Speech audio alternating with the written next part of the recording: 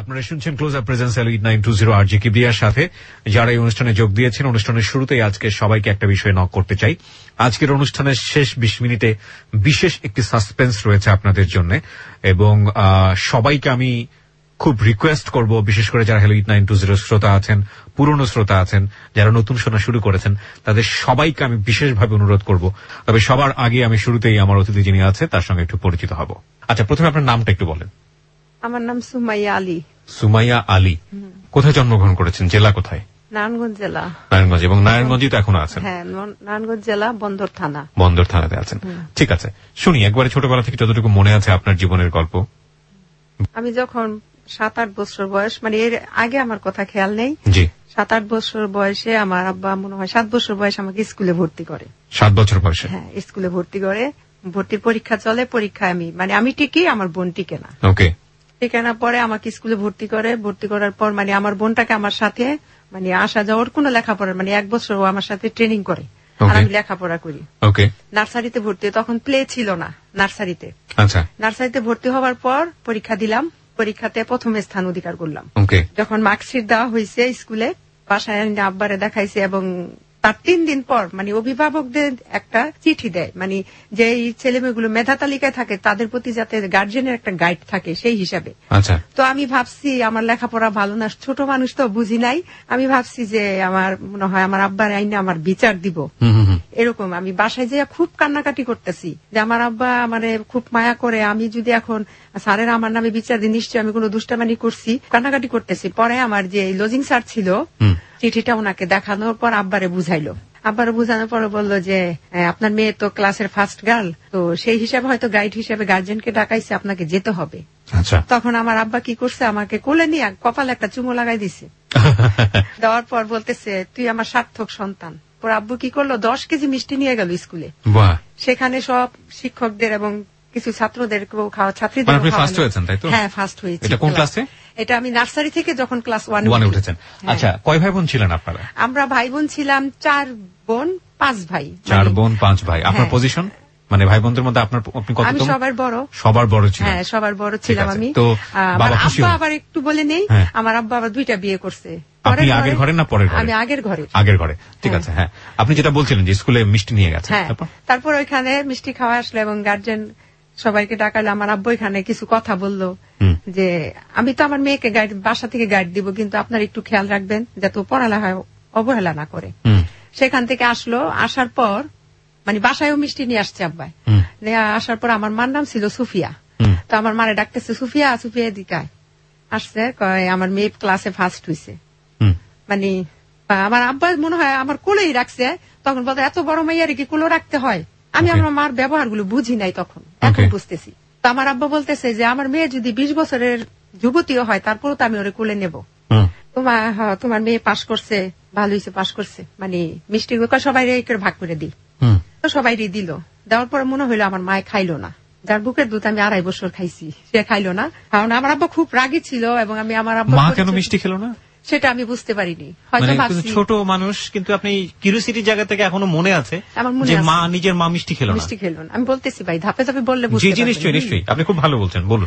তারপরে আমার আব্বা খুব রাগী মানুষ, আমার আব্বা আমার মনে হইলো মারে মারলো যে মিষ্টি খালি না কেন, আমার মেয়ে পাশ করছে, তুই খুশি না? মায় তো আগে খুশি হবার কথা, তুই তো মা।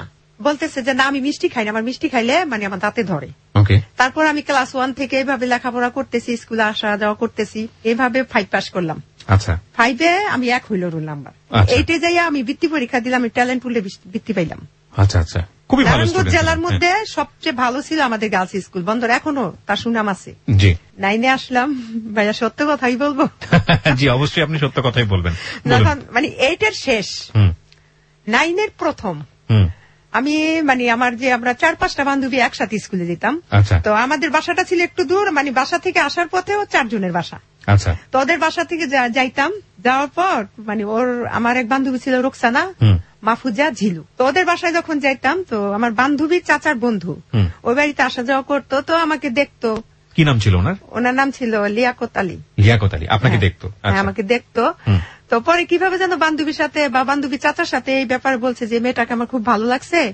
তো মেয়েটার বাসা তো আমার পাশের বাসা, মানে আমার শ্বশুর বাড়ি, আমার বাবার বাড়ি আগে, শ্বশুর বাড়ি একটু দূরে, মানে 10 টাকা রিক্সা ভাড়া পরে যেটা হয়েছে। তো মেয়েটাকে আমার ভালো লাগছে, তো মেয়েটার আমি ভালোবাসি এভাবে বলছে। বলার পরে তা আমার বলছে পরে আমি কি ভালোবাসা কি বুঝিই না, ভালোবাসা আবার কেমন? আমার বান্ধবী বলে সিনেমাতে দেখোস না ভালোবাসা করে নায়ক নায়িকারা? তো আমি ওইটা ভালোবাসা?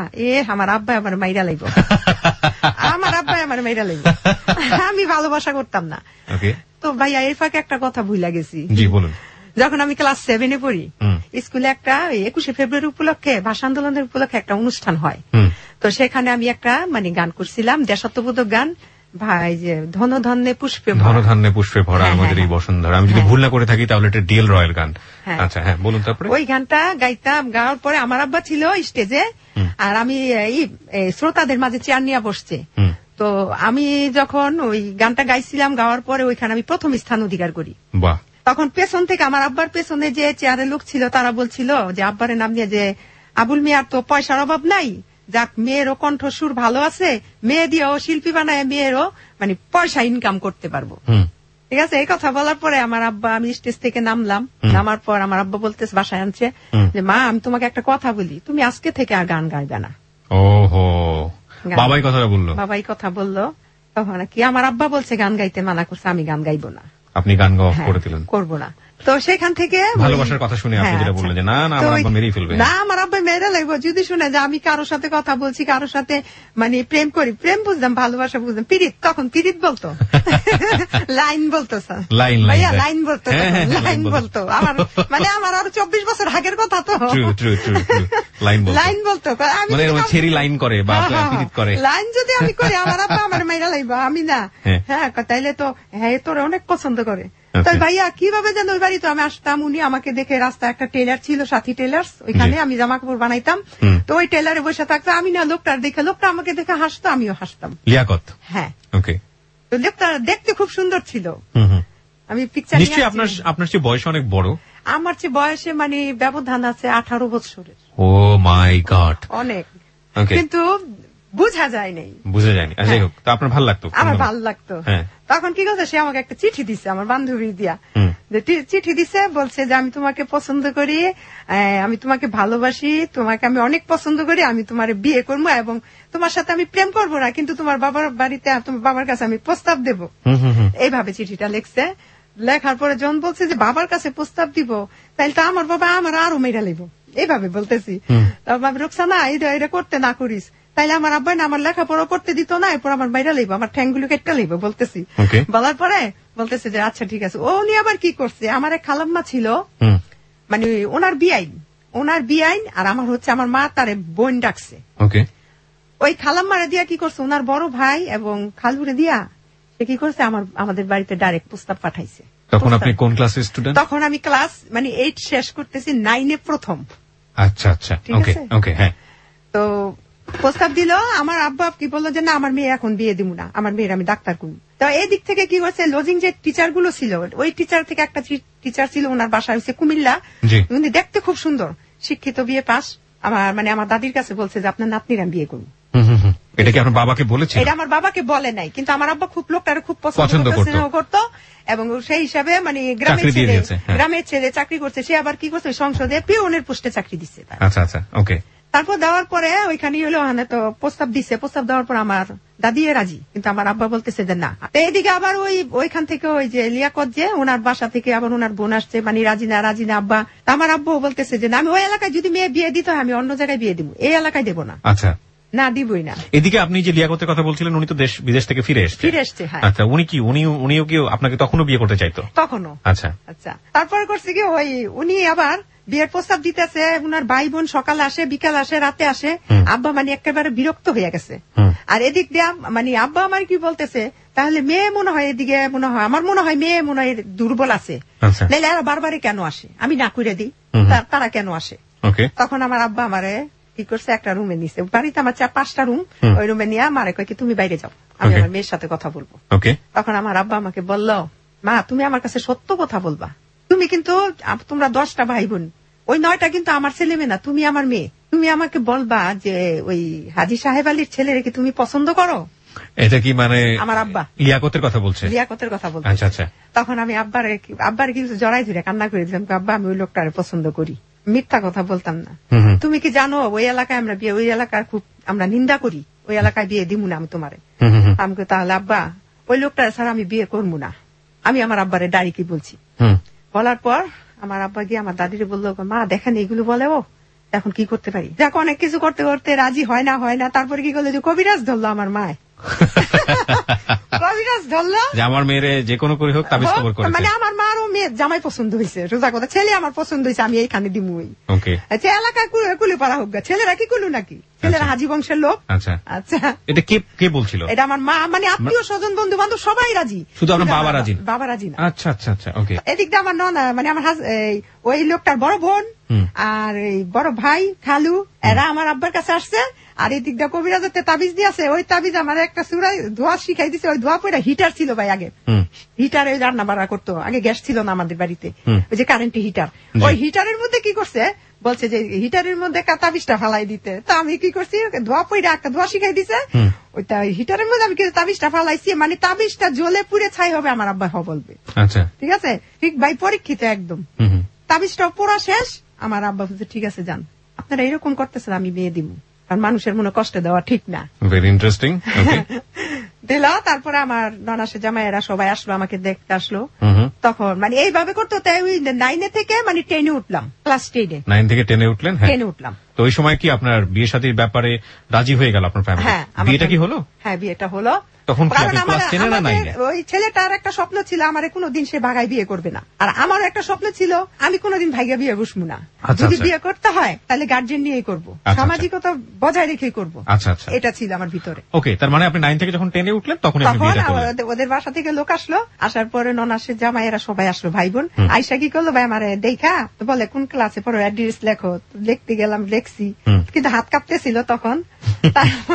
লেখার পর তারপরে ননাসের জামাই কি করলো, আমারে ওই ওনার বড় বোনের জামাই, যেটা যে ঢাকা লালমাটিয়া কলেজের সাথে ওনার বাড়ি, উনি আমাকে কি করলো 2000 টাকা দিল। 2000 টাকা দিল, দেওয়ার পরে যে আমি তো তোমার বিয়েটা খেতে পারবো না, আমি 3 দিন পরে বাহিরে কুয়েত চলে যাচ্ছি, আচ্ছা তোমাদের প্রতি শুভকামনা থাকবে। ঠিক তার 5 দিন পর শুক্রবার আসলো, আসার পরে মানে বিয়ের ডেট, বিয়েটা হইলো। হওয়ার পর তার ওনাদের বাড়িতে ওনারা চলে গেল। তারপর আমারে কি করলো, ওইখান থেকে শুক্রবারে বিয়ে হইলো। অনেক ভাই বিয়ে হয়েছে তো ঠিক, কিন্তু ওই লোকটার কাছে তো আমি যাই না। দেখলে শরম করে, দেখলে হাসি পায় আর শরম করে, আমি যাই না। আমার আব্বা মানে আমার আব্বা চায় যে জামাইয়ের কাছ থেকে একটু দূরে থাকবে, কিন্তু আমার মা, আমার তো 2টা মা ছিল, 2টা মা, আমার ফুফু, আমার দাদি, আমার ভাবি, যার জ্যাঠতো ভাইয়ের বউ ছিল যারা, তারা চাইতো যে জামাই আসলে যান না কেন। আমার তো লজ্জা করে, আমি আর সামনে কি যাম, মানে আমি পছন্দ করছি, বিয়ে হয়েছে, এই লজ্জায় আমি আর সামনে যাই না। পরে উনি কি করছে, ওই সোমবার দিন আসলো, ওদিন চলে গেল। সোমবার দিন আমাদের বাড়িতে কি ভাবিরে পাঠাইছে আমার নিয়ে। তখন ভাই সিনেমা, নতুন বিয়ে হইলে শালা সম্বন্ধীর বউ নিয়ে সিনেমা দেখতে যাইতো নতুন জামাইরা, সিনেমার একটা প্রচলন ছিল তখন। তখন আর সে আমার বলছে যে রেডি হও, মানে উনি রিক্সাতে বসে থেকে ওনার ভাবিরে পাঠাইছে, বোনের জামাইরে পাঠাইছে। তখন আমার আব্বাই দেয় নেই, আমার আব্বাই না করছে, ইশারা দিয়ে যাবা না। তো আমিও কি করছি, আর যাই না, আমি কিন্তু আমার ভালো লাগতেছে না, যাবো না। তো আমার আব্বারে বলতেছে যে সুরাইয়ারা একটু আমাদের বাসায় নিতে চাই, আমাদের বাসায় নিতে চাই। তারপরে আব্বা বলতেছে যে ঠিক আছে যাইবো, মেয়ে বিয়ে হচ্ছে, স্বামীর বাড়িতে যাইবো না। আমার দাদি, আমার নানি আমার সাথে, আমার 2টা ভাই বোন আমার সাথে গেছে। তারপরে যাই হোক ওনাদের বাসায় খাওয়া দাওয়া করে বাসায় চলে আসলাম। তার শুক্রবার আসলো, আবার শুক্রবার, সোমবারের পর শুক্রবার আসছে। আসার পরে তারপরে আমার আব্বার কাছে খবর পাঠাইছে যে ওদের নিয়ে শালা শালুর সম্বন্ধে নিয়ে, মানে সবাই তো শালা আর শালি, বউরি নিয়ে সিনেমা দেখতে দিব। আমার আব্বাই রাজি না, না মেয়ের আমি একা ছাড়বো না। তখন আমার 2 ভাই আবার কি করছে, আব্বারে বুঝাইছে, এই তুমি যে বিয়ে করছো, তুমি দিয়ে একদিনও মানো নাই, তুমি আমার রাত্রে যাই আমার বাবার বাড়িতে লইয়া পড়ছো, যাইতে আর বাসায় যেতে দাও না। আর এখন ওই বেড়াই বিয়ে করছো, 8 দিন হয়ে গেছে, তুমি বেটার বউ সামনে যেতে দাও, এইটা আবার কোনটা? যাক আব্বার অনেক কিছু বুঝাইছে, বুঝানোর পর আব্বাই রাজি হয়েছে। পরে আমরা গেছি সিনেমা দেখতে। হ্যাঁ, তখন সাবানা ম্যামের একটা ছবি ছিল অন্ধবিশ্বাস, দেখলাম, দেখা বাড়িতে চলে গেলাম। বাড়িতে চলে গেলাম পরে রুমে নিয়ে বসাইলো। তারপর আমার আম্মাই পিঠা বানাইছে, পিঠা উঠা দিল।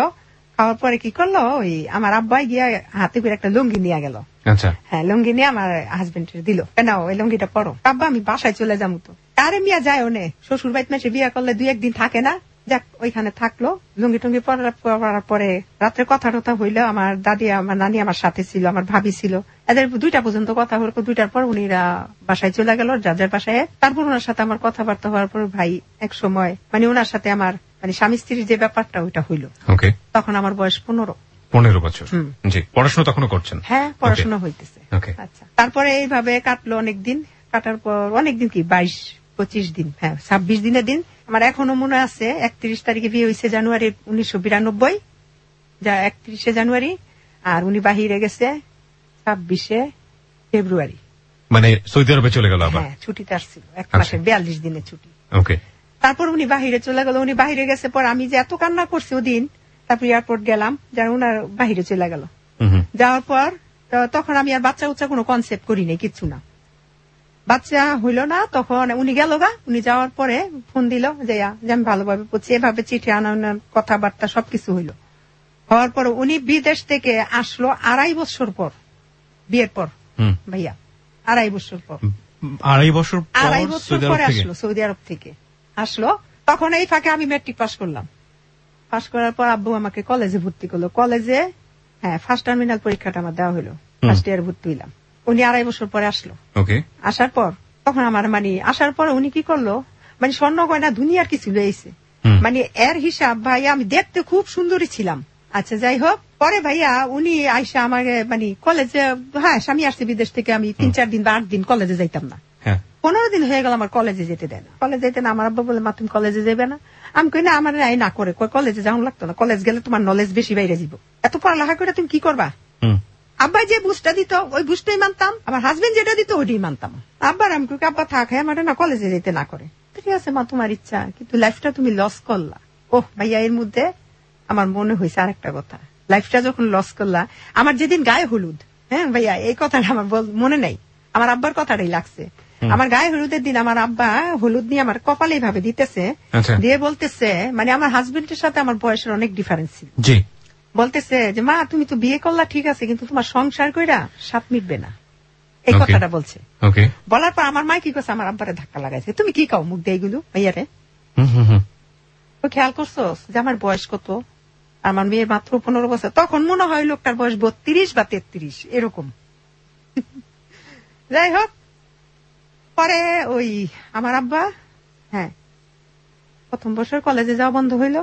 বন্ধ হওয়ার পর হ্যাঁ আমার প্রথম বাচ্চা, প্রথম 3টা ছেলে, আমার প্রথম ছেলেটা আমি কনসেপ্ট করলাম। মানে কলেজ ছেড়ে দিলেন? হ্যাঁ ছেড়ে দিলাম। আসার পর মানে 1 মাস স্বপ্ন শেষ হয়ে গেল, ডাক্তার হওয়ার স্বপ্ন ছিল, শেষ, শিল্পী হওয়ার স্বপ্ন শেষ, শিল্পী হওয়ার স্বপ্ন শেষ। হ্যাঁ, কিন্তু খুব ইচ্ছা ছিল ডাক্তারের চেয়ে বেশি শিল্পী হওয়ার ইচ্ছা ছিল, সত্যি কথা। জি। তারপরে ওই কলেজে বন্ধ করলো। তখন আমার 1 মাস পরে মানে আমার মাথা টাথা ঘুরে খাওয়া দাওয়া করতে পারি না।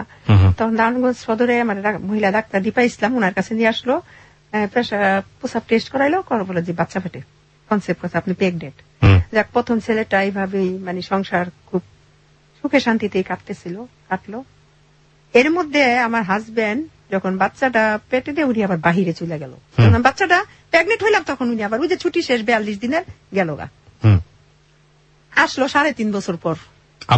আবার আসার পর আইসা দে ও বাচ্চা 3.5 বছর, প্রায় 4 বছরের হইলো। হওয়ার পর আবার 42 দিনের ছুটি। প্রথম বছর 2.5 বছর, খেয়াল করবেন ভাইয়া, 2.5 বছর, দ্বিতীয় বছর 3.5 বছর, কয় বছর হইল? 6 বছর। হ্যাঁ, আসলো। আসার পরে থাকার পরে আবার দ্বিতীয় বাচ্চাটা কনসেপ্ট করলাম। তো এর মধ্যে যখন উনি বাহিরে ছিল, আমি আবার এনজিও যে পশিকা ছিল, পশিকাতে আমি একটা জব করতাম। হ্যাঁ, ওইখানে জব করলাম। ওই জবটা প্রায় 15 বছরের মতো আমি করছি ভাইয়া, 13-14-15 এরকম হইব। বললাম এই ফাঁকে স্বামী বিদেশ থাকে, মার কাছে আমার ছেলে থাকে, আমি একা বসে থাকবো, লেখাপড়া যখন হইলো তো একটা জব করি। হ্যাঁ, পশিকাতে আমি জব করলাম পিসি কমিটিতে মহিলাদের নিয়ে। হওয়ার পরে উনি আসলো, আসার পরে দ্বিতীয় বাচ্চাও কনসেপ্ট হইল। কনসেপ্ট হওয়ার পরে 42 দিনের ছুটি আবার গেল গা। সরকারি চাকরি করতো তো 42 দিনের বেশি ছুটি পাইতো না, গেল। যাওয়ার পরে দ্বিতীয় বছর আসছে 7 বছর পরে, 7 বছর পর দ্বিতীয় বাচ্চা হওয়ার পরে, সে যে বাচ্চা যখন আমি কনসেপ্ট করছি, দ্বিতীয় ছেলেটা তার 7 বছর পর আবার আসছে বিদেশ থেকে। মাই গুডনেস, মানে এটা তো গ্যাপ, এত বড় গ্যাপ। মানে আপনি কিছু বলতেন না, যোগাযোগ করে বলতেন? বুঝতাম না তখন, আমি মানে এতই ছিলাম না, বুঝি নাই তখন। কি ভাইয়া সত্যি কথা, যেটা বাইরে থেকে একটা গয়নাগাটি আনতো, ভালো লাগতো দেখতে, বাইরে থাকলে ভালো, মানে তখন একটা মনে হচ্ছে বাইরে থাকাই ভালো। হ্যাঁ, বাইরে থাকা ভালো। আবার মাসে মাসে 5-10 হাজার টাকা দিছে হাত খরচ, টাকা পাইতাম, মানে এইগুলো বুঝি নাই যে টাকাই যে সবকিছু না, এখন বুঝি, তখন বুঝি নাই। তারপরে 7 বছর পরে আসলো। জি। আসার পর মানে আমার আব্বা তখনও জীবিত, তখন বলতেছে যে এইভাবে তো স্বামী সংসার হয় না, তুমি খেয়াল করছো বিয়ের পরে 25 দিন, তারপরে 2 বারে 42 দিন, তো কতদিন তুমি সংসার করলা, হিসাব করো তোমা। মানে উনি বাইরে থেকে আসবে 3 দিন আগে, তুমি একটু হিসাব করছো, তুমি এবার আসলে বলবা যে আপনার কাছে আমি থাকতাম না, আপনার ভাত খাইতাম না, আমি আপনার কাছে থাকতাম না। কে বলে দিল আপনাকে? আমার আব্বা শিখাই দিল। হ্যাঁ, আপনার কাছে থাকবো না, আপনার ভাত খাইতাম না, কিনা আপনি যদি বাহিরে যান। আচ্ছা আচ্ছা ঠিক আছে, 3 দিন পর আসলো, 3 দিন আগে বললো। আসার পরে তো সকালবেলা আসছে, আসার পরে বাসায় গেছে সকালবেলা 5টা বাজে, এয়ারপোর্টে অ্যাটেন্ড করছে। তো সেখান থেকে আমার বড় ছেলেটা আসছে, আমার ভাই, আমার বোন জামাই, এরা এসে নিয়ে গেছে। যাওয়ার পরে থাকলো, তারপরে রাত্রে আমি বলতেছি, আমাকে একটা কথা বলবো আপনার, তখন আমি তারে মানে সংসার যে 12 বছর হয়ে গেছে আপনি করেই বলি। আচ্ছা আচ্ছা, আমাকে আপনার একটা কথা বলবো, বলো। আমাকে আমার আব্বাই কইছে আপনি যদি বিদেশ যান তাহলে আপনার ভাত আর খামু না। ওকে, আমার নিজে বলেন না, বলছে আমার মানে আব্বাই যে বলছে, তা আব্বা, এটা তো আমার কথা ছিল না। আর তখন ভাই আমার জ্ঞানও ছিল না যে আব্বার কথা বললে কি কোনো একটা মানে মাইন্ড করবো নি বা খারাপ ভাববো নি, এইগুলো কিছু বুঝি নাই। আমাকে আমার আব্বাই বলছে আপনার ভাত আর খামু না আপনি বিদেশ গেলে, যদি এবার এটাকে তোমার আব্বাই বলছে, তোমার কথা কি? আমাকে আমার আব্বার মতেই মত, আপনি যাইতে পারবেন না। তাহলে এবার বেশি দিন থাকবো না, 2 বছর থাকবো, তুমি এতদিন ওই করছো, নিজেদের লাইফটা একটু সেটেল না কইরা কি করবো? আমাদের 2টা ছেলে হয়েছে, ওদের ভবিষ্যৎ আছে না, এই সেই যাক। তারপরে গেল আবার, থাকার পর 2 বছরই থাকছে, বেশি থাকে না, এসে পড়ছে। আচ্ছা, আসলো, আসার পরে এই সময়টাতে তো বিদেশে থাকতো, দেশে এসে কোনো প্রপার্টি করা, জমি জমা করা, এগুলো করতো? কিছু না, কিছু করে, শুধু মাসে মাসে কিছু টাকা দিত। হ্যাঁ, আচ্ছা। আর বাবার উপরে খাইতাম, দুধ খরচও দিত না ছেলে গো। মনে করছে নানা নানির আছে, চলবো না, যাক। তারপর আসলো, 3য়বার আসলো, পরে তুমি তা আর গেল না। তো মোট কত হইলো? 14 বছর হইলো। 14 বছর, হ্যাঁ। 14 বছরের মধ্যে তার সাথে আমি। তখন আপনার ছেলের বয়সটা কত? আপনার বড় ছেলের বয়সটা কত? বড় ছেলের বয়স হইছে 10 বছর তখন। 10 বছর, 10 বছর। ওকে, হ্যাঁ, আপনি যেটা বলতে চাচ্ছেন, 2.5 বছর পরে। 14 বছরে কতদিন সংসার হলো আসলে? 342 হিসাব করেন, 342 দুগুণে 84। 84 মাস না, 84 দিন। 84 দিন 14 বছরে মাত্র। আর 42। My goodness. আচ্ছা ঠিক আছে, বলুন তারপর। এটা বাঙালি নারী বলেই সম্ভব, এরা আসলেই মানে সংসারের জন্য কতটা স্যাক্রিফাইস করে চিন্তা করা যায় না। হ্যাঁ বলেন তারপরে। তারপরে আসলো, আসার পরে আমার মা বলতেছে 2টা ছেলে, একটা মেয়ের দরকার আছে। মা, মেয়ে না থাকলে সংসারের মাতৃত্বের কোনো স্বাদই থাকে না, তো একটা মেয়ের দরকার। না, আমি মেয়েটা নিব না, আমার 2টা ছেলেই থাকুক। মানে একটা মেয়ের জন্য 2য় ছেলেটা হইলো। আচ্ছা, 3 নম্বর ছেলেটা হইলো একটা মেয়ের জন্য। তারপর যাক, আমার মা বলতেছে যাক দেখি। আচ্ছা, আমি কখনো কোনো মেডিসিন খাইতাম না ভাই, কারণ অনেকদিন গ্যাপে আসতো না, রাইট, কিন্তু আমি মেডিসিন খাইতাম না। আচ্ছা, তারপরে 3য় ছেলেটা আমি কনসেপ্ট করলাম। মেয়ের জন্য আসলে আরেকটা ছেলে হলো, মানে মেয়ের জন্য আরো 2টা ছেলে। প্রথম তো ছেলে হইলো, জি জি জি, মেয়ের জন্য। আর উনি তো তখন প্রথমেই বলছে যে আমার ছেলে হবে, আমি সৌদি আরব স্বপ্নে দেখছি আমার ছেলে হবে। আর এদের বংশের মধ্যে যারা চাচতো, যারা তো মামতো, যত জায়গায় আত্মীয় স্বজন, সবার প্রথম মেয়ে হয়েছে, শুধু আমারই ছেলে হয়েছে প্রথম। আচ্ছা, হ্যাঁ, ছেলে চাইছে, আল্লাহ বেশি করে ছেলেই দিছে। যাক, 3 নম্বর ছেলেটার যখন আমি কনসেপ্ট করলাম, আমার অবস্থা তখন কাহিল, মানে একদম বিপরীত। প্রথম 2টা বাচ্চা আমি বুঝিই নাই। আচ্ছা, কিন্তু 3 নম্বর বাচ্চার বেলা আমার কি হইলো, 6 মাস পর্যন্ত আমি ভাত মাছ কিচ্ছু খাইতে পারি না, শুধু পাউরুটি, কলা আর ডিম খাইতাম। আচ্ছা, 3 নম্বর বাবুটা হইলো খুব অবস্থা খুব সিরিয়াস ছিল। যাই হোক, হাসপাতালে ক্লিনিকে হইলো, একটা প্রাইভেট ক্লিনিক আছে বাসার সাথে, ওইখানে হওয়ার পরে আসলে খুব খুশি। ছেলে হয়েছে, মানে মন খারাপ নেই। উনি 1 বছর, হ্যাঁ, ছেলেটা 9 মাস তখন। এই 9 মাসের মধ্যে ভাইয়া যখন আমার 3 নম্বর ছেলেটা হইলো, আমার স্বামীটা আমাকে একটু অনীহা করতেছে। মানে আমি প্রত্যেকটা কাজ করতে গেলে দোষ, রান্না করতে গেলে দোষ, পানির গ্লাস দিয়ে ধুইছো, প্লেটে এরকম কে, মানে একটা অজুহাত এরকম করে কেন বলতে। পরে আমার বলতেছে কি, একদিন মানে এরকম বললো, জুমারে নামাজ এনেছে, তার বয়স 8 মাস, বাবার ছাড়া কিচ্ছু বুঝে না, ওই বাবার কোলে উনি জুমার নামাজ করতে গেছে।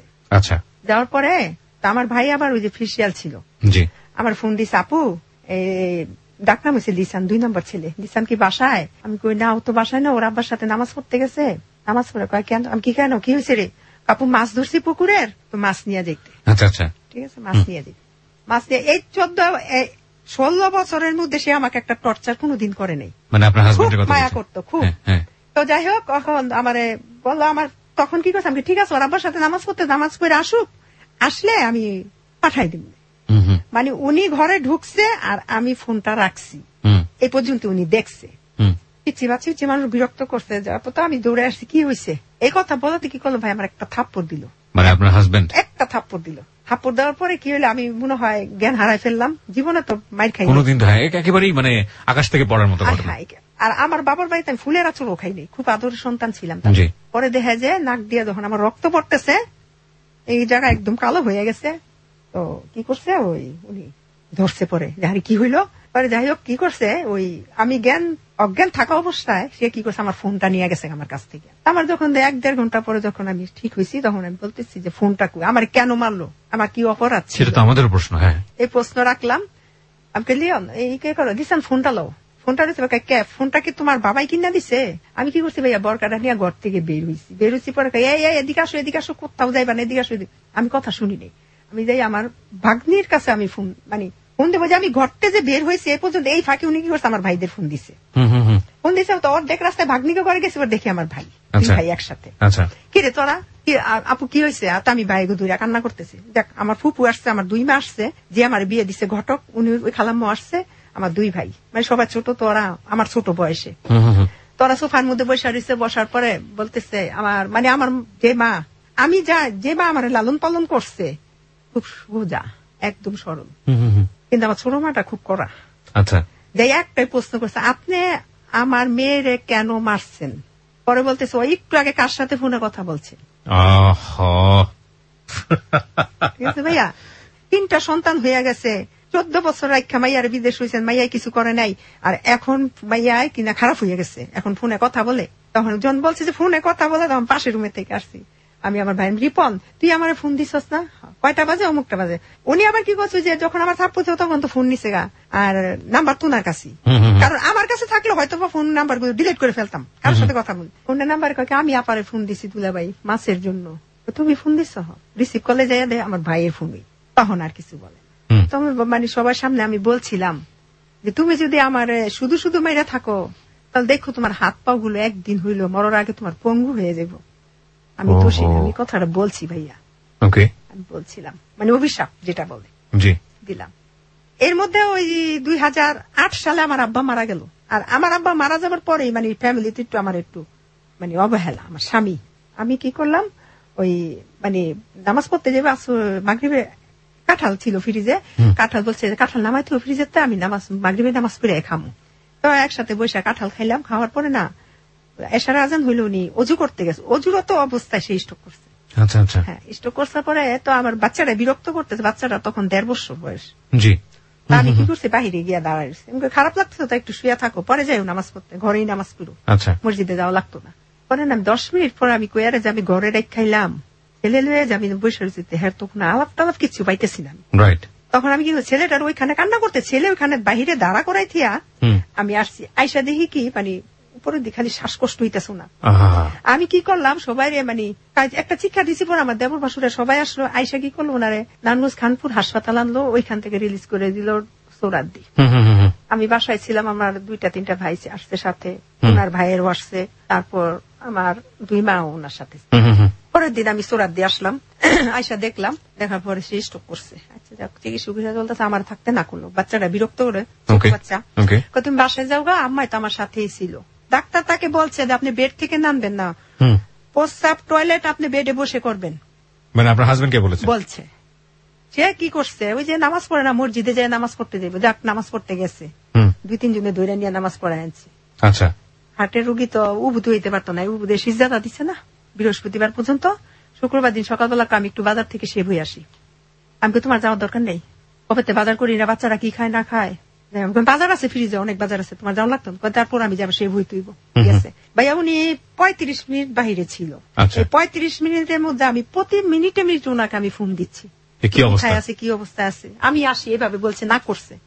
তো বাসায় আসছে বলছে যে আমার জন্য আনার তুমি খোয়াই রাখো, আনার খাম। আচ্ছা। আর এই মালটা কাইটা রাখছি, একটু হালকা লবণ দিও, হাটের রুগী তো কাঁচা লবণও খাওয়া নিষেধ। ওই কি করছে, ও টিভি দেখতেছে বৈশা, ওই আমি আবার যে আমার উনি আবার ওষুধ আমাকে আমার জন্য ওষুধ নিয়ে আইসো তুমি। আচ্ছা। আসার পথে আমার পাতলা পায়খানা হইতাছে, সেই ওষুধ আনার পর আমি কি করছি ভাই, ওষুধটা খাইছি, খাওয়ার পরে আমার পেট এমন কামড় মারছে, আমি আবার টয়লেটে গেছি। আচ্ছা। টয়লেটে যাবো, উনি যে ওই যে খাটের মধ্যে বসে যে টিভি দেখতেছে আর উনি যে খাইতেছে, এই বসার মধ্যে আবার সে স্ট্রোক করছে। আমি আসছি, আইসা আমি ওই পাশের রুমে আর যেতে পারি না, আমি এই রুমে শুয়ে রয়েছি, আমার শক্তি নাই। কতক্ষণ পরে 15-20 মিনিট পরে আমি খাইতে দিলাম, খাইলো কিনা দেখি তো, যাই দেখি বসার মধ্যে সে স্ট্রোক করছে আবার। তারপর নিয়ে আসলো ঢাকায় যে মিরপুর হাসপাতাল, সাসুলিমুল্লাতে নিয়ে আসলো। উনি তো তখন আমার দেবর বললো যে হার্ট আর ব্রেন, হার্ট স্ট্রোকও করছে আবার ব্রেন স্ট্রোকও করছে একসাথে, দুইটা একসাথে। মানে আপনার হাজবেন্ড এখানে আনলো, চিকিৎসা করলো, চিকিৎসা করার 3 দিন পরে আসছি। আসার পরে ভাইয়া যেমন একটা ছোট বাচ্চা যেমন কান্না করে না, এইভাবে কান্না করতেছে আমার মানে বড় ভাই গেছে, ছোট ভাই, বড় 2 ভাই গেছে, এই সবার সামনে জড়াই ধুই আমার কান্না করতেছে। মানে ভাইরা দেখলো যে বউর সাথে জড়াই কান্নাকাটি, ভাইরা আবার বাড়ি গেছে। আমার বাচ্চাটা কিন্তু তখন 1.5 বছরের বাচ্চাটা, এই পিচ্ছি বাচ্চাটা এখনো ওর বাবার কথা বলতে পারে ভাই, এখনো। আমার কয় কি, ওই যে নার্স সিস্টার বসে থাকে ওইখানে রিসিপ সেকশনে গেছে, যাইছে পরে বলতেছে যে আপনি, এরা বলে বলছে যে আপনি এটা কি হয়, বলছে ভাই উনি তো বাঁচবে না, জুলুম গেলে 10 থেকে 9 দিন, 9 থেকে 10 দিন বাঁচবে। আমার বাচ্চাটা শুনছে, ওর আব্বাই মারা যাবার পরে আমার বলছে, পরে ওর আব্বারে ওইখানে আমি থাকলাম, আমার মারে আর বোনেরে পাঠাই দিলাম, এতদিনে হয়ে গেছে, তুমি যাও বাসায় যা গোসল করো গা, আমি আর আমার আরেকটা বোন গিয়ে আমার সাথে থাক। তো বাসায় নিলাম শবে বরাতের দিন 2011 সাল, মনে আছে জুলাই মাসের 16 তারিখে বাসায় নিলাম। 16 তারিখে রবিবার দিন ছিল, সন্ধ্যাবেলা, হ্যাঁ শবে বরাত সন্ধ্যা সন্ধ্যি বাসায় গেছে, অ্যাম্বুলেন্স দিয়ে বাসায় নিয়ে গেল, সব আত্মীয় স্বজন সবাই গেল দেখতে। দেখার পরে শবে বরাতের দিন থাকলো। এর পরের দিন দুপুর বেলা খাওয়া দাওয়া করলো। আমার মানে এমন একটা অবস্থা যে 3 দিনের মধ্যে সে যে এখানে যে হাসপাতাল থাকতাম আমার মানে কাছেতেই সরতে দেয় না, তুমি আমার পাশে থাকবা। আমার হাসপাতাল বলে কয় তুমি আমার বাচ্চাকে দেখতে পারবে না। আমি কই কি বাচ্চাকে কি কোনো মায় দেখতে না পারে, আমি এই দেখা ওই দেখা, যখন আমি থাকবো না তখন তুমি পারবা না, এই কথাগুলো বলতো। আমি কি জানো, এই একটা অসুস্থ হইল না, আমি মানে বুঝ দিতাম, কিন্তু সবাই জানে যে উনি মারা যাইব, আমার ছেলেরাও জানে, শুধু আমি জানি না ভাইয়া, আমারে কেউ জানায়নি। তারপরে আমার বলতেছে ডাকতে পারবো না বাচ্চাদের, আমি হ্যাঁ পারবো, তুমি বিদেশ ছিলা, তুমি কি বাচ্চাকে পালছো, পারলে তো আমি পালছি, আমার মায় পালছে, তুমি তো খালি একটা করে জন্ম দিয়ে বিদেশ চলে গেছো, আমি তো পালছি। না এই থাকা না, আমি তো ওই থাকা ছিল আসার, আর এই থাকা তো না থাকা মানে আমি আর আসবো না, এভাবে বলতো। ধরো এগুলো বললো না তো। হাসপাতালে বাসায় নিয়ে আসলাম, বাসায় সুন্দর ভালো 2 দিন ভালো। 3 দিনের দিন দুপুর বেলা উনি তো মনে করেন এক সাইড অবশ হয়ে গেছে, এই সাইড গুলো অবশ হয়ে গেছে, বাম সাইডটা পুরা মানে এমন স্বাস্থ্যবান ছিল, লম্বায় ছিল 6 ফুট 2 ইঞ্চি। আচ্ছা, লম্বায়, দেখতে চেহারা খুব সুন্দর ছিল, মানে আমাদের এলাকায় এত সুন্দর দেখিনি আমি। আমার প্রত্যেকটা স্ত্রী আছে তার স্বামী সুন্দর, কিন্তু আমার স্বামী শুধু আমার কাছে সুন্দর না, এলাকাবাসী যারা যারা সবাই চিনে খুব সুন্দর ছিল, খুব ভালো ছিল, ও খারাপ ছিল না, ভালো ছিল। কিন্তু লাস্টে যে 1 বছর আমার সাথে এগুলো বিহেভ গুলো করছে, হয়তো মারা যাবো আমার কাছ থেকে মোহব্বত ছুটানোর জন্য হয়তো বা করছে, খুব ভালোবাসতো আমায়।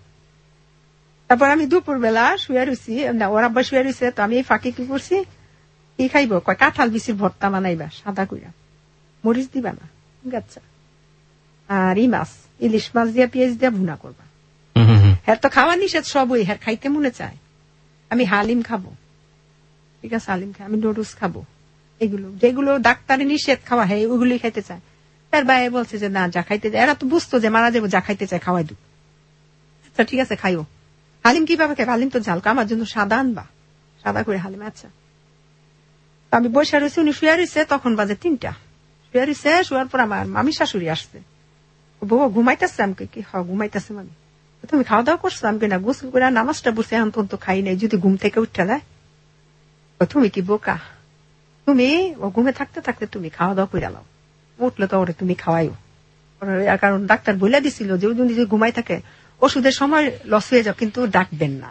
আচ্ছা আচ্ছা, ঠিক আছে, এই জন্য আমি ডাকি নাই। তারপর আমি ভাত খাইতে 2 লোকমা খাইছি, এর মধ্যে দেখে আমার দিকে তাকাই রইছে, তো তাকাইছে, আমি হাত রুই দিয়া কয় না না তুমি ভাত খাও, তুমি আমি তোমার আগে খাওয়াইলই, কয় না তুমি আগে খাও, তুমি খাইয়ে আগে শক্তি করো। আমার তো খুব স্বাস্থ্যবান লোক ছিল, তো 3-4 জন লাগতো তারে তুলতেই। আমি, আমার ছেলে, আমার মা, আমার ভাই, আমার বোন, 5টা মানুষ আরে তুলতে পারতাম না, খুব স্বাস্থ্যবান লোক ছিল। আচ্ছা যাই হোক, পরে ওই বসে আমি আসছি, ভাত খাইলাম, খেয়ে আসছি, আসার পরে দেখি বাথরুম করছে, তো প্যাম্পাস পরাই রাখছি, প্যাম্পাস থেকে পরিষ্কার করতাম। ভাইয়া যখন আমি পরিষ্কার টিস্যু দিয়ে পরিষ্কার করতাম, এমন মোটা মানুষ ছিল, আর পায়খানাটা খুব মানে কাঁঠালের যে আঠাটা ছিল, কাঁঠালের আঠাটা কেমন এমন ছিল ভাই। আমি যখন মানে পরিষ্কার করে আমার নখের মধ্যে বাথরুম ঢুকে যেত, আমার একটুও খারাপ লাগতো না। আমার পিচ্ছি বাচ্চাটা মুখ গন্ধ কয়, গন্ধ লাগতেছে আম্মু, আম্মু বাথরুম করছে গন্ধ লাগতেছে, আমাকে তুমি সইরা যাও, কিন্তু আমার কাছে লাগতো না ভাইয়া। আমি যখন বাথরুম পরিষ্কার করতাম, তারপরে লুঙ্গি পরাইলাম, লুঙ্গিটা বদল করে নিয়ে হুল পাউডার দিয়া ধুইলাম, ধুইয়া আইসা কি করলাম, মুগ ডাল খাইতে চাইছি আর বাইল্লা মাছ, কালা বেগুন দিয়া রান্না, ওই বাইল্লা মাছ দিছি আর কবুতরের জুস রান্না করছিলাম দিছি। ভাই অন্য অন্য দিন যে অল্প কয়টা ভাত মানে যাও ভাত কইরা চামচ জাত খায়, মানে ভাতের ছাপাগুলো যেগুলো থাকতো ওনার এই জিব্বার মধ্যে আটকে থাকতো, সব খাওয়ার কোনো শক্তি ছিল না। পরে আমার বলতেছে যে দ্বিতীয়বার যখন হাসপাতাল থেকে প্রথমবার যখন আনলাম, তখন বলছে যে সুমাইয়া একটা কথা বলবো কি, আমি কিন্তু এবার যদি পড়ে যায় আর কিন্তু বাঁচবো না, এটা তুমি একদম শিওর মনে রাখবা। তুমি কে? সিঙ্গাপুর একবার আমার সিঙ্গাপুরও ছিল, উনি সিঙ্গাপুরও গেছিল, ওই যে পরের 2 বছর আমি সিঙ্গাপুরে এরকম হয়েছে একবার, এই স্ট্রোক করলাম একবার 2বার, যদি আরেকবার হয় আমি বাঁচতাম না, এভাবে বলছে। মানে ওই যুগে আসছে গামছা দিয়ে পা পুষতেছে আর কইতেছে আমার, কইছে যারা হায়াত যতদিন আছে এতদিনই বাঁচবো, মানে এরা আমি সান্ত্বনা দিতাম। তারপরে কি করছে উনি, ওই শুয়ে রয়েছে না, খাওয়াইলাম, অন্য দিনের চাষকে একটু ভাত বেশি দিলাম, সবগুলো ভাত খাইলো, খাওয়ানোর পরে ওষুধ খাইলো, আমার শোয়াই দিলাম, আমার বোন আমি শোয়ানের মধ্যে করে আমার উঠা বসা, মানে এই 4টা বাজ থেকে 7টা পর্যন্ত সে শুধু উঠা এবং উঠা নামার মধ্যে, স্ট্যান্ড ফ্যানটা ছাড়ে, টেবিল ফ্যানটা ছাড়ে, মানে এমন ঘামাইতেছে, খুব কান্নাকাটি লেগে গেছে ঘরের মধ্যে। তো এর মধ্যে উনি কি করছে, উনি তো মানে মাদ্রাসা টাইপে লেখাপড়া করছে, ইয়াসিন সূরা, সূরা আর রহমান, সূরা ওয়াকিয়া, তারপরে কলিমা তাইয়্যিবা, কলিমা শাহাদাত নিজেরটা নিজে পড়তেছে, মানে একাই নিজেরটা নিজে। এই যে 3 ঘন্টায় সে শুধু আল্লাহর পবিত্র কালাম গুলো পড়তেছে। হুজুরে নিয়ে আসলাম, হুজুরকে আমি কি পড়ামু, এই তো পড়তেছে। তারপরে কি হইলো, পানি ঢালতেছে, মাথার মধ্যে পানি ঢাললো, আমার ছোট আম্মা যে কি করে এত জানতো, সবাই জানতো যে মারা যাবো, শুধু আমি জানতাম না।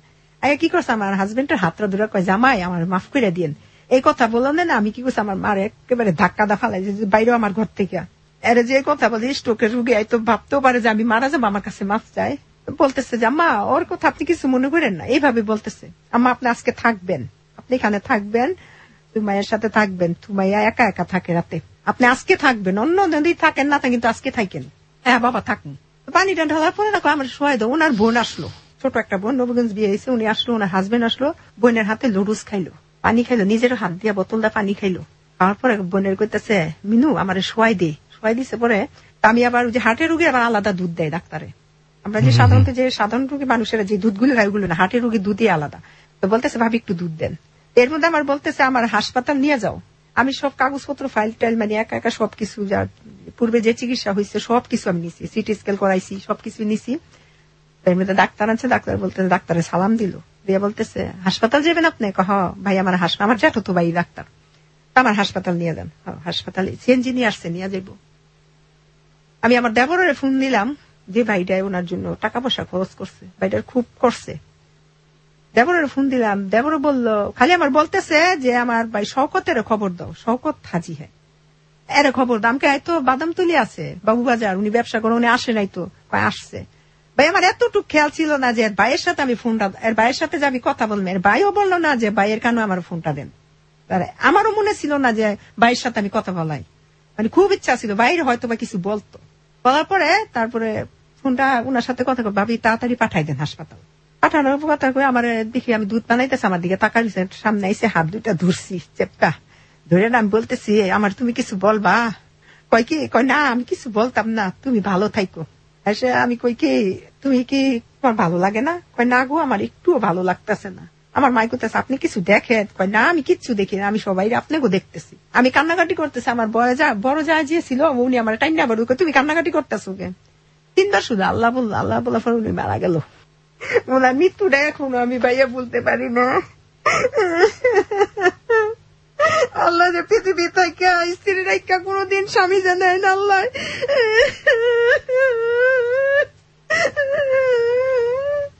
আমার অনেক ভালোবাসতো, অনেক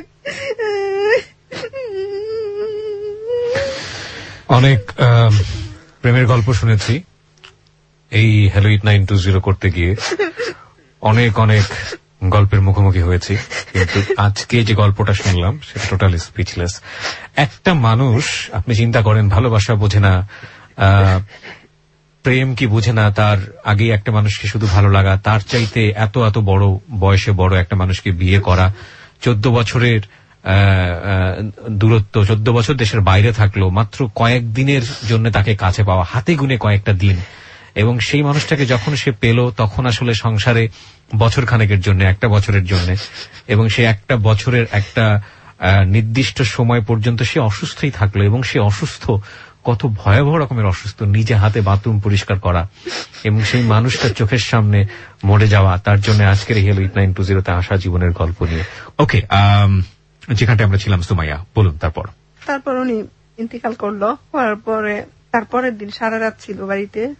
মারা যাবার 5 মিনিটের মধ্যে ওনারে ঘর থেকে বের করে ফেললো, আর সাথে সাথে অনেক বৃষ্টি হইলো, অনেক। তারপরের দিন সকাল 9:30 বাজে ওনার জানাজা হইল। যখন মারা গেছে, এর যখন বেঁচে ছিল, ওনার আপন বড় বোনের জামার, মানে ভাগ্নিস জামাইয়ের সাথে ব্যবসা করতো, ওই যে এক্সপোর্ট ইম্পোর্টের গার্মেন্টস এর যে এক্সেল গেঞ্জিগুলো ছিল ওগুলো বাহিরে পাঠাইতো। সে তখন দুবাই চলে গেল। আমার হাজবেন্ডের যে কিছু পুঁজি ছিল প্রায় 10.5 লক্ষ টাকার মতন, এই টাকাগুলো সব নিয়ে গেছে, যে ব্যবসা করবো আর আপনার বাহিরে নিয়ে আসবো। সে চিন্তাই ভাই স্টক করছে। এর মধ্যে উনি থাকাকালীন ওনার বোনের জামাইয়ের নামে মানে মামলা করছে, ওই ভাগ্নি জামাইয়ের নামে ভাগ্নির নামে।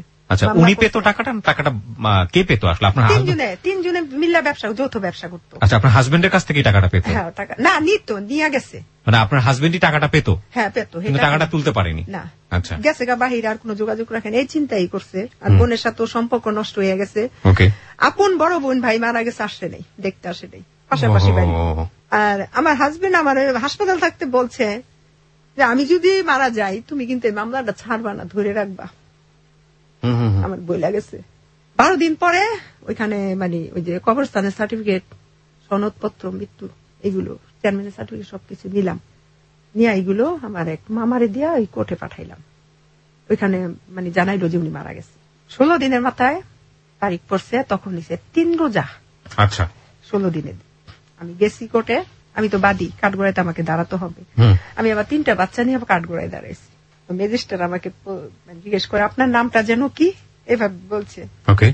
তখন আমি ম্যাজিস্ট্রেটকে বলছিলাম যে স্যার আমার নামটা তো আপনার ফাইলেই আছে, মানে এর একটা চরম বেয়াদবি হয়ে গেছে। তখন আমার মাথা ঠিক ছিল না যে তার ফাইলে আমার হিসাব, তার ফাইলে নামটা আছে, সে কেন আমাকে নাম জিজ্ঞেস, আর আমার উকিল তো নাম বলতেই আছে। একথা বলবার ম্যাজিস্ট্রেট একটু মুচকি হাসি দিল। তো শেষ, আবার তারিখ দিল, আসলাম, আসতেছি। আসার পরে ম্যাজিস্ট্রেটের যে পেশকার থাকে না, ম্যাজিস্ট্রেটের সাথে দাঁড়ায় ওই যে মামলা সংক্রান্ত বিষয়গুলো জানায়, ম্যাজিস্ট্রেট তো কিছু বলে না। ওই পেশকার আমার পিছনে আমার ডাকতেছে, এ আপু, এ আপু, আপু। তখন আমাকে প্রশ্ন করলো লোকটা, আপনার জীবন সম্পর্কে আপনি কি ভাবতেছেন? জীবন সম্পর্কে কি ভাবতেছেন? আচ্ছা, আমি কি ভাববো? জীবন সম্পর্কে আমি কি ভাবতে পারি? ভাবার মালিক তো আল্লাহ। আপনি এত ইয়াং, আপনি ছেলেদের নিয়ে থাকবেন, হ্যাঁ থাকেন, ঠিক আছে, মানে সে আমাকে এমন কিছু ইঙ্গিত দিতে চাইলো যে আপনি পরবর্তীতে বিয়ে করবেন কিনা, বিয়ে করবেন কিনা, সে আমার হয়তো কিছু বলতে চাইছে, আমি তাকে প্লেস দিলাম না। ওকে, ঠিক আছে, আমাকে ভাই আমার সময় নাই, 1:30 বাজে গেছে, আমার খিদা লাগছে, আমি বাসায় যাবো, আমার বাচ্চারা কান্দো। আচ্ছা, কই আইসা বসছি। ঠিক রাত 10টা বাজে আমার একটা ফোন আসলো। আর ওই যে কোর্টে যে ফাইল আছে, ফাইলের মধ্যে তো আমার ফোন নাম্বার দেওয়াই আছে। ফোন দিল পরে সে সালাম দিলাম পরে বলতেছে কেমন আছেন? আমি কে? পরিচয় দেন। পরিচয় দিলে আমি আপনার সাথে কথা বলবো। অপরিচিত মানুষের সাথে কি আপনি কথা বলেন না? আমি না, হ্যাঁ বলতাম, কিন্তু আমার হাজবেন্ড মারা গেছে আজকে 16 দিন, আমার ওই মন মানসিকতা নাই, আপনি ফোন রেখে দেন বললাম। মানে এই কথাটা বলে আমি ফোন কেটে দিছি। পরে আমার মা জিজ্ঞেস করে কে? আমাকে কে যেন ফোন দিছে, কেমন আছে, এগুলো জিজ্ঞেস করতেছে। পরে আবার ফোন দিছে। পরে আমাকে কে? আপনার না বললাম যে আমি এখন কথা বলতে পারবো না, আমি সারাদিন রোজা রাখছি, আমি এখন কোনো কথাবার্তা কিছু বলতে পারতাম না। আবার দিচ্ছে ফোন, বাকি পরিচয়টাকে খুব জানা দরকার। আমি হ্যাঁ অবশ্যই, অপরিচিত লোকের সাথে আমি কেন কথা বলবো, আমি আরেকজনের স্ত্রী। পরে বলতেছে, তখন সে আমাকে পরিচয় দেয় আমি কিনা হক। তারপরে বলছে, তখন বলছি স্যার আপনি আমাকে ফোন দিচ্ছেন? হ্যাঁ আপনার সাথে আমার কথা আছে। কি কথা বলেন স্যার? আমি ঘুরাই ফিরে নাড়াচাড়া কিছু বলতে পারি না। আমার খুব ভালো লাগছে। আমার ওয়াইফ মারা গেছে 1 মাস 20 দিন লিভার ক্যান্সারে, আমেরিকাতে মারা গেছে। আমার সংসারে একটা ছেলে একটা মেয়ে আছে। তোমার 3টা ছেলে আমি দেখছি, আমার ছেলে মেয়ে 2টা তুমি নিবা, তোমার ছেলে মেয়ে 3টা আমারে দিবা, আমি তোমার বিয়ে করি। আমাকে স্যার এখন তো আমি কিছু এই বিষয়ে আমি কোনো কথা বলতে পারবো না, 40 দিন পর আপনাকে জানাবো। তারপর বলতেছে ঠিক আছে 40 দিন পর। এর মধ্যে ভাই 40 দিনের মধ্যে সে আমার সাথে প্রতিদিন 3 থেকে 3.5 ঘন্টা রাতে কথা বলতো। আমি ভাই তার সাথে কথা বলতাম ভয়ে, যদি তার সাথে আমি উল্টাপাল্টা কোনো আচরণ করি তার হাতে আমার মামলাটা ব্যতিক্রম করে ফেলে, আমি তার সাথে সবসময় ভয়ে কথা বলতাম। আচ্ছা, বলার পর উনি আমাকে কি করছে, ওই 40 দিনের 3.5 ঘন্টা 4 ঘন্টা কথা, 40 দিনে একটা দোয়া মাহফিলের আয়োজন করছি ওনার জন্য, ওনার নামে রুহের মাগফিরাতের জন্য। সে আবার কি করছে, রাতে ফোন দিয়েছে, আজকে 40 দিন শেষ হয়েছে।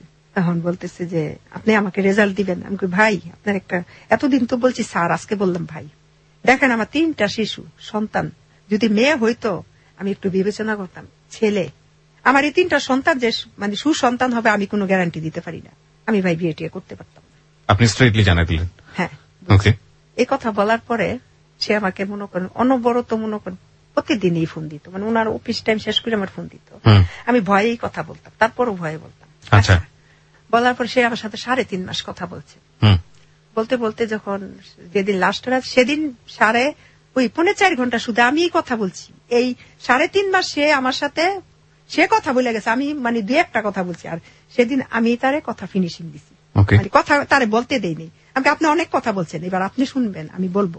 অনেক কথা বলার পরে তাকে আমি বলছি যে অনেক কিছু বলছি ভাইয়া তার ফিরানোর জন্য। তারপর বলছি, লাস্ট উনি বলছে যে জীবনে যদি কখনো প্রয়োজন হয় আমার নাম্বার একটা নক করবা, আমি তোমার পাশে দাঁড়াবো। তখন আমি বলছি জীবনে আপনার কাছে আমি নক করবো কখনোই না, এই মুহূর্তে আপনার ফোন নাম্বারটা আমি ডিলিট করে ফেললাম। আসলে ভাই ডিলিট করি নাই, আমি কখনোই আপনাকে ফোন দিব না, আপনি আমাকে কখনো ফোন দিবেন না। আচ্ছা, গেল এই পর্যন্ত।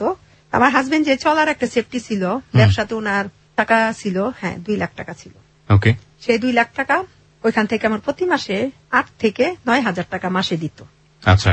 আমি বড় ছেলেটা তখন ক্লাস 9-এ পড়ে যখন ওর আব্বা মারা গেল। 15 কি 14 বছর হইব এখন, না একটু বেশি, 15 বছর। এখন তো 22 চলে, তো ওর আব্বা মারা গেছে 6 বছর শেষ হয়ে গেছে না, 7 বছর। তো ছেলেটারা মিলে ইন্টার পর্যন্ত মেট্রিক পাস করলো, ইন্টার পাসও করলো, পড়াইলাম। কিন্তু ভাইয়া আর তো 2টা ছেলে আছে।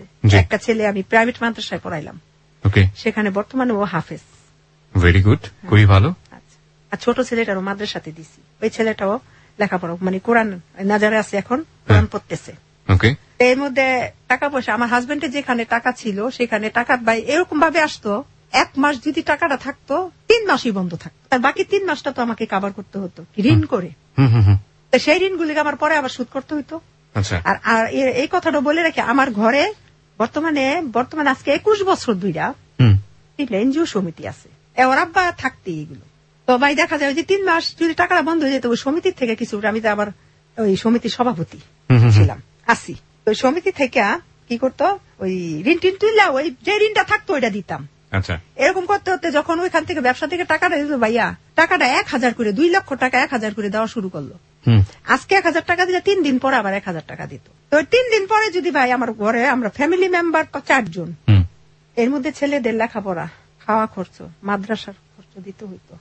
তো সবকিছু মিলায় ভাইয়া দেখা যায় আমি যে ঋণটা করতাম, ওই ঋণটা পরবর্তীতে টানতে সমস্যা হয়ে যেত। তো যাই হোক, এরকম করতে করতে গেল কয়েক বছর, ঋণ মুক্ত হইলাম, ঋণ যেটা তুললাম ওইটা শেষ করে ফেললাম।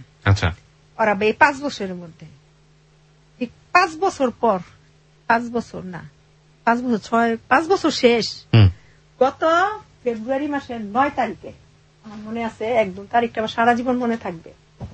ফেব্রুয়ারি মাসের 9 তারিখে আমার ফোনে রাত 1টা বাজে একটা ফোন আসছে, তখন আমি তাহাজ্জুদ নামাজ পড়তেছিলাম। ওই সময় যখন ফোন আসলো, তো ফোন তো সাইলেন্ট, পরে দেখলাম কে যেন, পরে আমি বেগ দিলাম। ভাইয়া মিথ্যা কথা বলতাম না, হয়তো ভাববেন আপনি খারাপ, আপনি আপনার জীবনে যেটা ঘটেছে আমি বেগ দিচ্ছি, পরে সে আর ধরে নেই। আচ্ছা, আমাকে একটু বলেন, একটু ইন্টারাপ্ট করি আপনাকে। সেটা হচ্ছে যে আপনি আপনার স্বামীর যে মামলাটা ছিল ততদিনে কি অবস্থা, ওটার মামলাটার অবস্থা হইলো শেষ পর্যন্ত ওই কিভাবে যেন ওরা বিবাদী পক্ষ উকিলের টাকা পয়সা দিয়ে, আমার উকিলের টাকা পয়সা দিয়া, আমি তো টাকা পয়সা দিতে পারিনি, দিয়া কি করলো স্যার ভাইয়া খারিজ করে দিছে মামলা খারিজ করে ফেলেছে। আচ্ছা, ওকে, তারপর হ্যাঁ ব্যাগ দিলেন, তারপর ফোন আসলো, ফোন আসার পর আমি ব্যাগ দিছি, ব্যাগ দিয়ে ধরে নেই, আর আমি ঘুমাই দিছি। সকালে ফজরের নামাজ পড়ে ঘুমাইছি, উনি আমাকে 8:10 ফোন দিছে। ফোন দিয়ে বলতেছে আপনি কি সুমি ভাবি?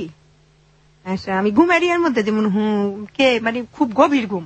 তখন বলতেছে যে কিনা আমি তানভীর আহমেদ সুমন, আমি গতকাল রাতে এয়ারপোর্টে অ্যাটেন্ড করে আমি ভাবি আপনাকে ফোন দিছি, আপনি ফোন রিসিভ করেন নাই, তো ভাই কিছু মালামাল দিছে নিয়ে যাই। এই বন্ধু ঘুমে চান্দানে রেখে দিছি। পরে আমি বলতেছি ভাই আপনি কারে দিছেন, রং নাম্বার রেখে দিছে। 10টা বাজে উনি কি করছে আমাকে, আমি দেবরের ঘরে গেছি, বাইরে যাবো ওই টাকা পয়সার বিষয়ে কথা বলতেছে, ওখানে গেছি, পরে ওইখানে আমার একটা ফোন দিছে উনি এই নাম্বার থেকে। ফোন দেওয়ার পরে উনি কি করছে আমাকে বলতেছে আপনি কে, আমাকে রাতেও ফোন দিছেন, সকালবেলাও ফোন দিলেন, এখনো ফোন দিলেন, আমি আপনাকে না বললাম যে এটা রং নাম্বার, আপনি কেন ফোন দিছেন? বলতেছে যে আপু আসলে আমি আপনার ঘুমটা নষ্ট করছি, রাতের ঘুমও নষ্ট, সকালবেলাও নামাজ পড়ে আপনি ঘুমাইছেন, নষ্ট করছি, এই জন্য সরি। আমি বলতে আচ্ছা ঠিক আছে, সরি পর্যন্তই থাকেন, আমি এখন আর কথা বলবো না, আমি আরেক ঘরে আছি, আর আপনার যদি কথা বলার কিছু থাকে আমি যখন ঘরে যাব তখন ফোন দিয়েন মনে চাইলে, আর যদি মনে করেন যে বিশেষ প্রয়োজন নাই তাহলে দিয়েন না ভাই। আচ্ছা বলে আমি ওই ঘরে ভাই ঠিক 10 মিনিট পরে সে আমাকে আবার ফোন দিছে। ফোন দেওয়ার পরে ফোন দিতে আছে, আর এর মধ্যে ভাইয়া কি হয়েছে, ওই যে আমার মার ঘটনাটা বলি। আমার বয়স বর্তমানে 38 বছর। এই 37 বছরের মধ্যে আমি জানতে পারি নাই যে আমি তাদের পালিত সন্তান। My goodness. কারণ আমার আব্বা প্রতাপশালী ছিল, সবাই মানে এক নামেই ভয় করতো না, মানে ওনার নাম শুনলেই বাঘে মশে এক লোকে পানি খেত, এত মানে ভয়ে কেউ বলে নাই। এটার বলার আবার কারণ মাঝখানে কি হয়েছে, আমার রোজার মধ্যে আমার ভাই খাওয়া দাওয়া করতে পারি, শুধু পানি খাই 1 মাস আমি রয়েছি। কিরে খাওয়া দাওয়া করতে পারি, জন্ডিস হয়েছে নি? জন্ডিসের মাথা ধোয়াইলাম, হাত ধোয়াইলাম, কিচ্ছু হইলো না। তো এর মধ্যে কবিরাজ বাড়িতে গেছি, ওইখানে গেছি, পরে বলতেছে আপনার শুকনা বান মারছে। আমার ভাই আমার ওজন ছিল 78 কেজি গত 1.5 বছর আগে, বর্তমান আমার ওজন 52 কেজি। আমার বান মাসে তারপর চিকিৎসা করাইলাম, পরে রাত্রে 12টা বাজে, একটু বলে মানে কথাগুলো বলতে আমার খেয়াল নেই, 12টা বাজে উনি কি করছে, ওই কবিরাজ আমার ওই 3 রাস্তার মোড়ে গোসল করতে দিছে, মায়ের মাঠটা হাড়ি পাতিল ভাঙতে দিছে। আমি একা গেছি ঘর থেকে, আমার ছেলের আমার সাথে যেতে চাইছে, আমি বলছি না তোমাদের আসার দরকার নেই। আমি গেছি, যাওয়ার পরে ভাইয়া ওইখানে আমি নদীর মধ্যে রাত 1:45 বাজে 3 রাস্তার মোড়ে গোসল কইরা যে ধুতি ছিল ওইটা আবার ইট বাইন্দা নদীর মাঝখানে যাইয়া ফালাইছি, গোসল করে আসলাম। পরে এই 8 দিন পর্যন্ত আমার মা আমার একটা দিন দেখতে আসেনি। আমার মা ঘরে আমার বোনের নিয়ে রাতে 12টা বাজে বাসায় চলে গেল। 8 দিন পরে কি করছে, আমার জন্য পুঁই শাক নিয়ে গেছে, গাছে বাড়িতে গাছ লাগাইছে, এই শাকগুলো রাখ, আর চিংড়ি মাছ লুয়ে গেছে, চিংড়ি মাছটা খাইছে। আমি না তোমাকে বাড়ির কিছু খাইতাম না। আমি কি হয়েছে, আমি কই আমার এত বড় একটা আমি হইল, তো তুমি এই একদিনের মধ্যে একদিন আমার তুমি দেখতে আসলা না, আবার আমি একা গোসল করতে গেলাম, তুমি তো আমার মা, কেউ না গেল তুমি বলতে পারতা, তুমি তো বয়স্ক মানুষ, আমি তো এমনি না করতাম। আসলে মা এখন না মনে হয় কি আমি তোমার পেটে হই না, আমারও মুখ দিয়ে আইসা পড়ছে। মানুষ আমার সন্তানেরা বলে না যে এর আদর করে, আমার আদর করে না, এইভাবে তো বলে। আমি তো ওই হিসাবে তো সন্তান হিসাবে অধিকার খাটায় কথাটা বলছি, আমি তোমার পেটে নয়, সত্যি কথাটা বলছে, আসলে তুই আমার পেটে হোস নাই। এই প্রথম বললো আমি তার পেটে, তাহলে আমার বাবা মাকে, আমি ভাবছি কি জোকস করতেছে। পরে বলতে চাই তুই বিশ্বাস করস না, একদম সত্যি কথা, তুই আমার পেটে হোস নাই, তোর আব্বা আমার ঘরে সন্তান হইয়া মারা যায়, তখন তোরে পালক নিয়ে আসছে, তাহলে আমার বাবা মাকে। এই কথা ভাই বলছে, অনেক কান্নাকাটি হয়েছে, মারে যাইয়া কি করছে, আমি গলার মধ্যে টিপ লাগে, তাহলে বলো আমার বাবা মাকে। জানি না, কয় না, গেছে গা মায়। যাওয়ার পর আমার ফুপিরে খবর দিছি, আমার ফুপি আসছে, আসার পর আমি ফুপিতে জানলাম যেদিন আমার মার গর্ভে, মানে আমার পালিত আব্বা ছিল আমার মার চাচাতো ভাই বোন, আর আমার আব্বার জন্মদাতা যে পিতা ছিল উনারে কি করছে, আমার আব্বা পালিত আব্বা কাস্টমে চাকরি দিছে, কাস্টমে যে রেলওয়েতে চাকরি দিছে। চাকরি দেওয়ার পর সেই সুবাদে আমার আব্বারও সন্তান হইয়া মারা যায়, আমার ইমার ঘরে সন্তান হইয়া বাঁচে না, 5টা মারা গেছে, মানে আজকে হয় 2 দিন পরেই মারা যায়। সেই সুবাদে আমি আমার মার ঘর থেকে ভাইয়ের সংসারে আলো জ্বালানোর জন্য নিজের সন্তানের আরেকজনের হাতে কি করছে, এটা বিক্রি করে না, টাকা পয়সা নেয় না, স্বামী টাকা নিছে আমার মা, স্বামীর চাকরি পাইছে না, ওই হিসাবে তো বিক্রি করলো নিজের সন্তান। ভাইয়া আমার মার প্রতি আমার গর্ভধারিণী আমি তো তারে দেখি নাই। মারা গেছে সে, মানে আপনি জানার পর আগে মারা গেছে? হ্যাঁ মারা গেছে, আমার আব্বার 2 বছর পরে মারা গেছে। আচ্ছা আচ্ছা। এতদিন পরে আমার মা, মানে আপনার মাকে আপনি সম্পর্কে কি জানতেন? এটা আমার মাই জানতাম না, কিন্তু এখন মামি। না আপনার তো সেটা ঠিক আছে, কিন্তু আসলে মাকে জানতেন হচ্ছে ফুপু। আচ্ছা আচ্ছা। তো সবাই বলতো কি যে আমার মার চেহারা আমার চেহারা নাকি সেম। না আপন ফুপু ছিল একদম, আব্বার চাচাতো বোন রক্তের। ও আচ্ছা, চাচাতো বোন রক্ত, ভাইয়ের সংসারে আলো জ্বালানোর জন্য। অদ্ভুত বিষয় হচ্ছে এগুলো কেউ কোনোদিন ফ্ল্যাশও করে নাই, জানেও না। সে জানে, দেখেন আমার স্বামীও জানে, আমারে বলে নাই। আপনার স্বামীও জানতো? এটা আমি আমার ননার সাথে জিজ্ঞেস করছি, আমার মা হ্যাঁ আমরা তো জানি, জানি না শুনি তো তোরে বিয়ে করাইছি, কিন্তু কখনো বলে নাই। বলেন নাই কেন? কষ্ট পাবি তুই? কিসের কষ্ট? মানুষের তো, আমি তো আর কুকুর বিড়ালের পেটের থেকে হইনি, আমি তো মানুষের পেটের থেকে হইছি। যদি আমি আজকে কুকুর বিড়ালের গর্ভে ধারণ করতাম তাইলে আমার লজ্জা ছিল, কষ্ট লাগতো যে আল্লাহ আমার কুকুর বিড়ালের পেটে দিয়ে, কিন্তু একটা মানুষের ঘরে তো আমি হইছি। বলছি আমার হাজবেন্ড আমার এই দিক দিয়ে ঠকাইছে। আর আমার মাটা যে মারা গেছে, আমার ফুফু মারা গেছে, সেদিন আমার হাজবেন্ড অসুস্থ ছিল, আমি যাইতে পারিনি।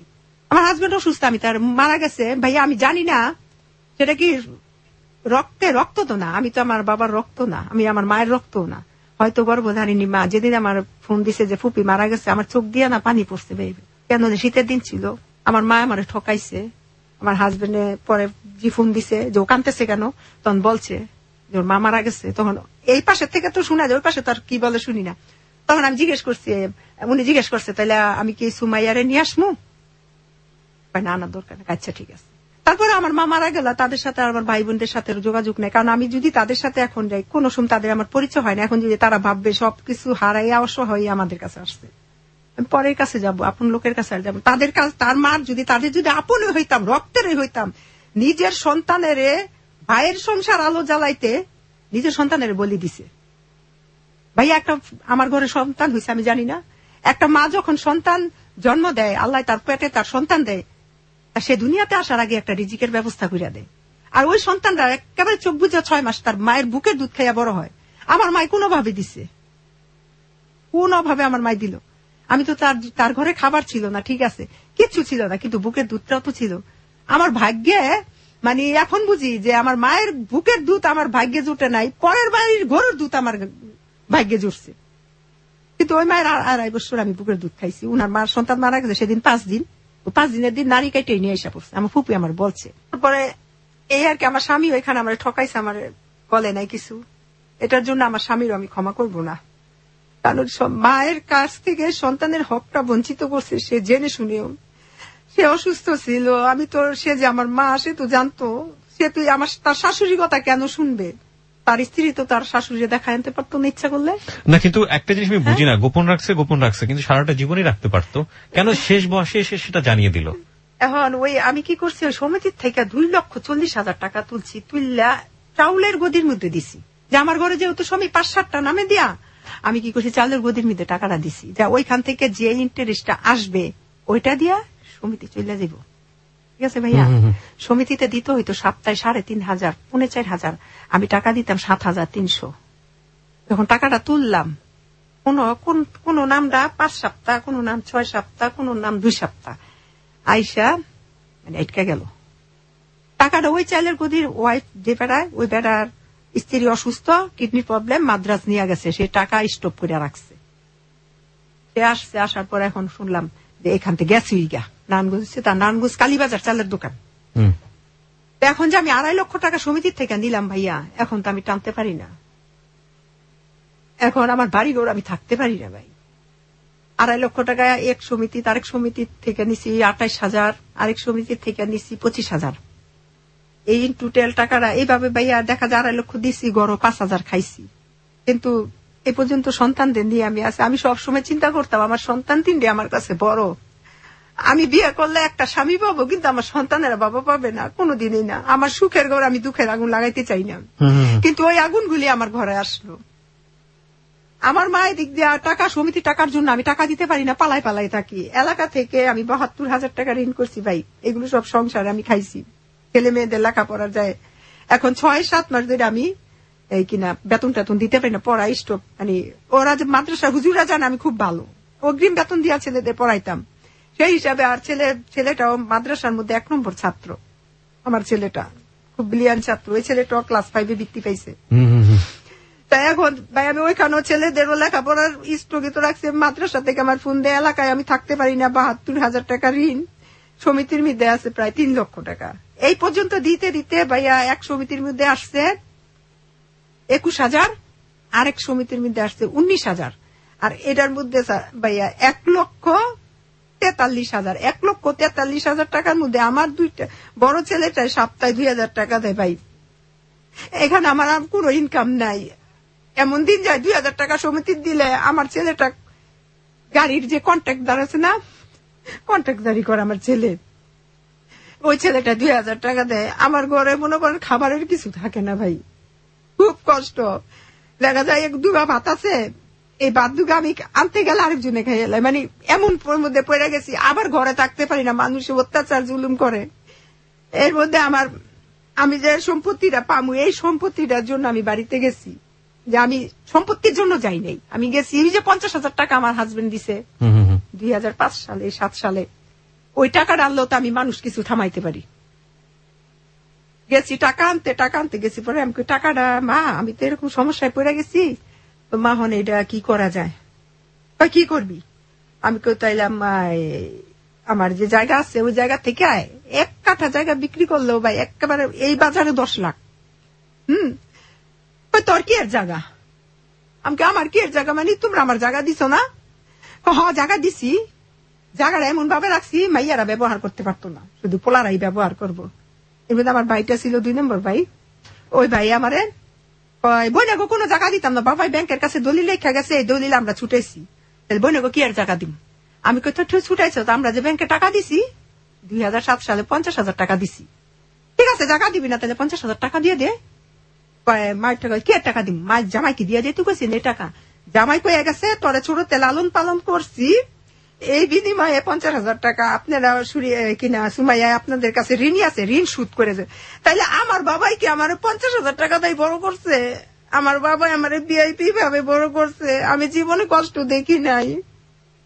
10টা ভাই বোন ছিলাম, সবাই যদি একদিন মার্কেটে ঈদ আসলে মার্কেটে নিয়ে যেত, আমার নিয়ে যেত একদিন একা। আমার বাবা আমার কোটি টাকা খরচ করে বড় করছে, 50,000 টাকা খরচ করে বড় করে নাই। এখন আমার মা যদি বলে যে এই টাকা দিয়ে আমার জামাই আমার ঋণ সুদ করে দিয়ে গেছে, তাইলে আমার আর টাকা দরকার নেই, তাইলে আমি ঋণ মুক্ত হয়ে গেছি না? আমি ঋণ মুক্ত। আপনি একটু নিজেকে কন্ট্রোল করুন। আমি বুঝতে পারছি যে খুবই মানসিক টেনশনে আপনি। আমি একটু ধৈর্য ধারণ করতে বলবো আপনাকে প্লিজ। এটা আসলেই খুবই দুঃখজনক। একটা মানুষের সোনালী শৈশব, তারপরে সারাটা জীবন জুড়েই স্যাক্রিফাইস একটা মানুষের জন্য, এবং শেষ বয়সে এসে নিজের বাবার অনুপস্থিতি, নিজের হাজবেন্ডের অনুপস্থিতি একটা বাঙালি নারীকে কতটা অসহায় করে দিতে পারে। দেখুন, আমাদের একটা অনুষ্ঠান হয়, অনুষ্ঠানটার নাম হচ্ছে জননী। আপনারা যদি শোনেন তাহলে বুঝতে পারবেন। প্রতি শনিবার বেলা 3:08 অনুষ্ঠানটা শুরু হয়, মাত্র 40 মিনিটের অনুষ্ঠান।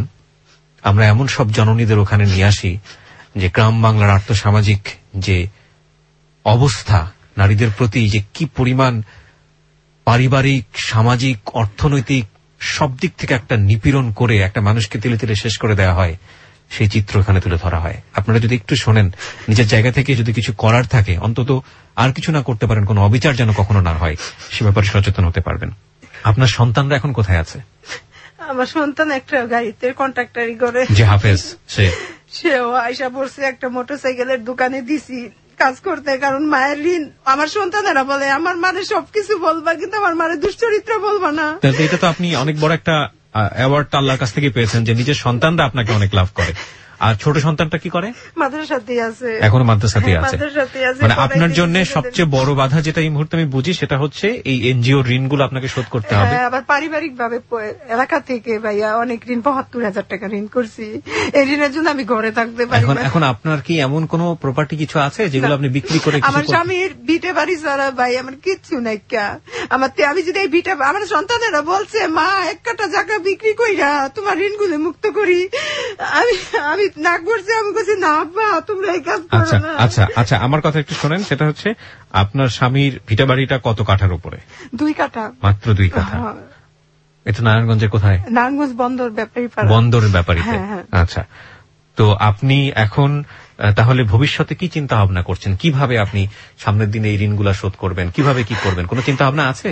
আমি হ্যালো 8920 4 বছরের নিয়মিত শ্রোতা, গত 4 বছর ধরে আমি শুনতেছি। জি। আচ্ছা, এখন আমি লিসনারদের বলবো, লিসনার কাছে আসছি ভাইয়া, তারা যদি একটু মহব্বতের সহিত আমাকে একটু হেল্প করে, আমার জন্য দোয়া করে, তাহলে হয়তো বা আমার পরবর্তী দিনগুলো খুব ভালো কাটবে। প্রিয় শ্রোতা, এই ছিল সুমাইয়ার জীবনের গল্প।